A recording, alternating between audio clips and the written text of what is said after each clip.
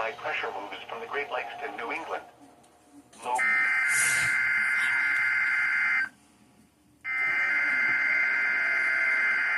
Why does that not work?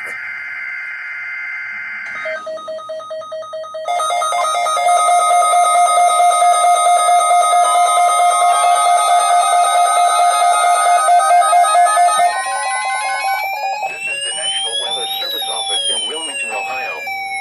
The preceding signal was a test of the weather radio station KIG 86 Columbus, Ohio, public warning system. During potentially dangerous weather situations, specially built receivers can be automatically activated by the signal to warn of the impending hazard. Tests of the signal and receiver's performance are normally conducted by the National Weather Service between 11 a.m. and noon each Wednesday.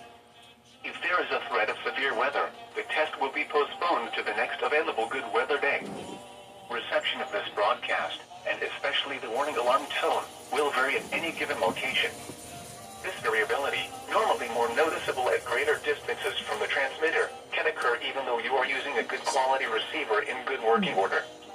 The warning alarm tone will be activated for hazardous watches and warnings for the following counties: Champaign, Clark, Delaware, Fairfield, Fayette, Franklin, Greene, Hocking, Knox, Licking, Madison, Marion, Marl, Muskingum, Perry, Pickaway, and Union.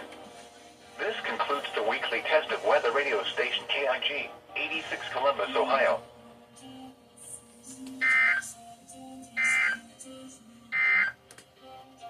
Now looking at the weather patterns. Alright, so this is kind of affecting the Southern Great Lakes and annoying. Ohio Valley region.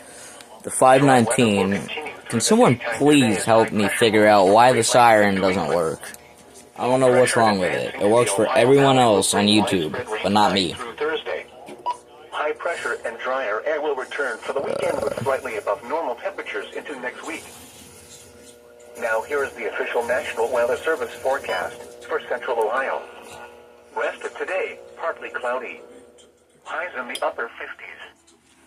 Anyway, can someone frickin' help me find out what's up with the siren on that? Also, I finally got the walkie-talkies to go on WX mode.